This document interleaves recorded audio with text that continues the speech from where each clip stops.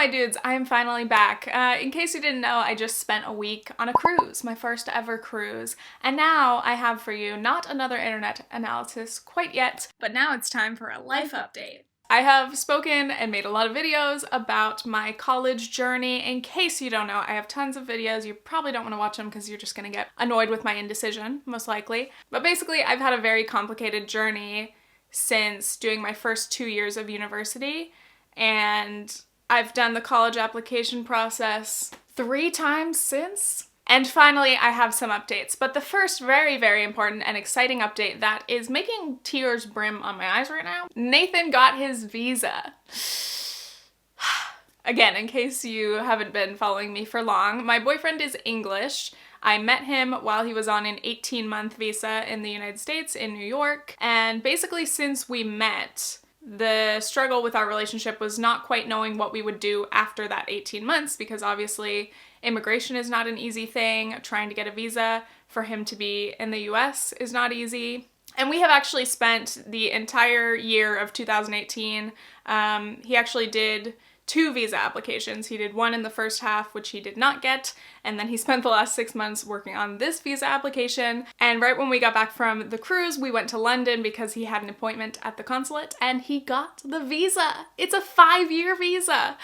I cannot explain to you, for those of you who aren't familiar with the process, how much of a relief it was for both of us. And it's so incredible that now we get to move back to New York and just be stable. To know and have the peace of mind that we have the next 5 years to where we don't have to worry about whether he has to go back to England or whatever. It's so great. So that's the first major, huge, amazing, fantastic thing.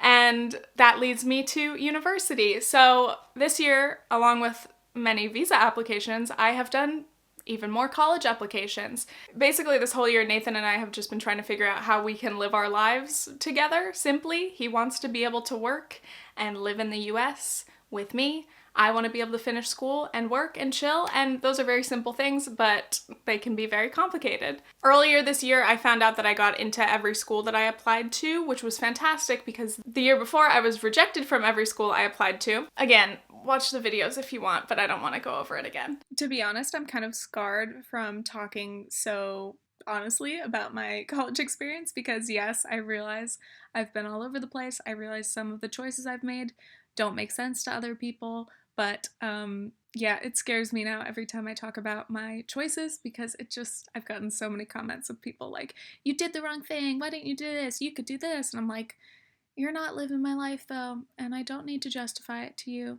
but your comments still bother me. So anyway, please be nice to me. At least today we have a happy ending. So after that whole process and getting into all those schools, I decided not to go to any of those because I could not afford them by a long shot. So here we are. I moved to New York officially in November of 2017. So by November 2018, I satisfied the New York residency requirements. You have to live in the state for a year and other things. So in the past few months, I did CUNY applications, which are the City University of New York schools. I applied to all 4 and I got into all 4. So now that I am considered an in-state resident, I get in-state tuition, which at CUNY's is very, very affordable, and I start in late January. I'm not going to tell you quite yet which school I'm going to, but I'm doing media studies, which gives me credit for a lot of the film classes that I've taken in the past 2 years of university, but also there's a lot of interesting courses about other things relevant to media. And not just, film production. Again, this is all still a teeny bit complicated because I am currently in England. I've been here since the end of October, and we are moving back to New York. We're actually moving into one of the 5 boroughs of the city.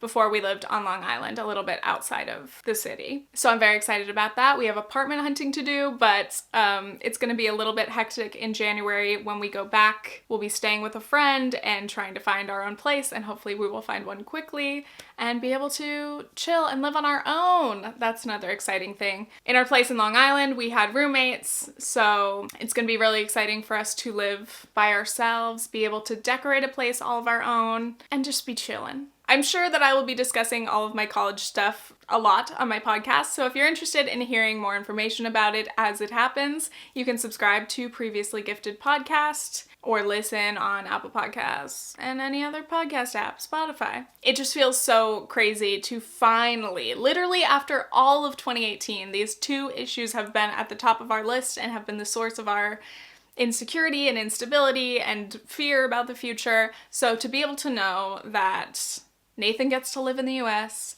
and keep on working, and I get to finally start school and be able to afford it is really, really fucking fantastic. So with 2018 being a very unstable year for me and us, I am so much looking forward to 2019, and I've written a list of goals for the year. But basically, I think that 2019 is going to be such a grounding year for us, and I definitely want it to be very productive and just finally be able to enjoy what it's like to live a regular life, you know? I have been kind of living out of a suitcase or traveling a lot or moving around every few months, like for the past few years, and I just can't wait to sign a year lease and stay in one place for a whole year, maybe even 2 years, who knows? So jumping into my 2019 goals, I would like to read 25 books. I have some health and fitness related goals, such as quitting drinking soda because I've fallen back into that terrible habit lately.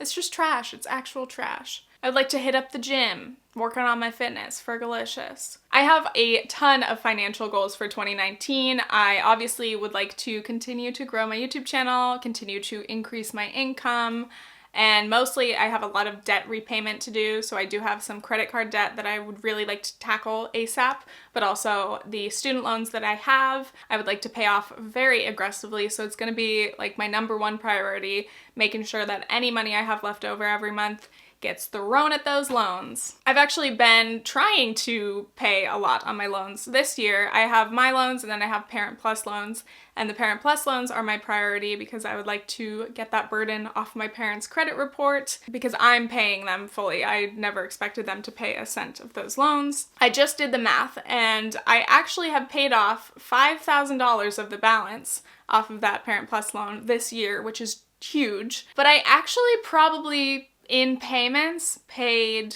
over 6,000 something, but literally a full 1,000 of that has just gone and been eaten by interest. So I'm like, that makes me angry.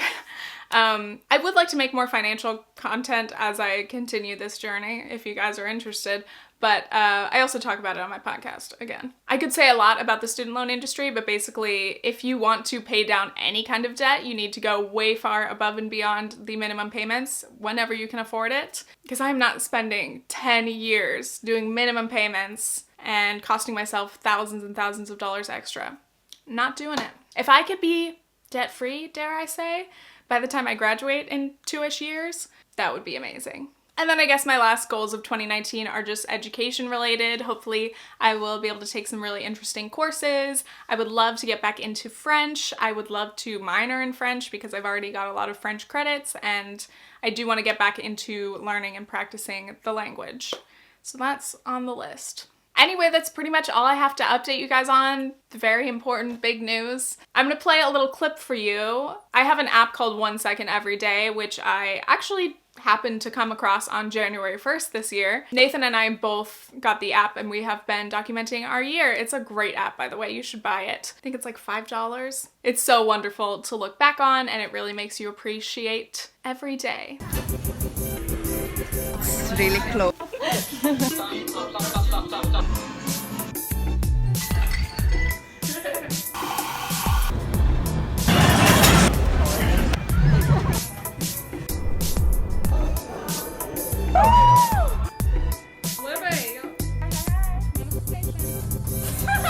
But I'm going to be putting a full cut on my vlog channel in the next few days. Obviously, I have to wait for the year to end. But you guys can subscribe to my vlog channel if you would like to see that. Plus, I'll probably put up a cruise vlog. I'm going to be going to Paris soon, and I will probably make a vlog then. That's that. If you're still watching, thank you so much for watching the whole video.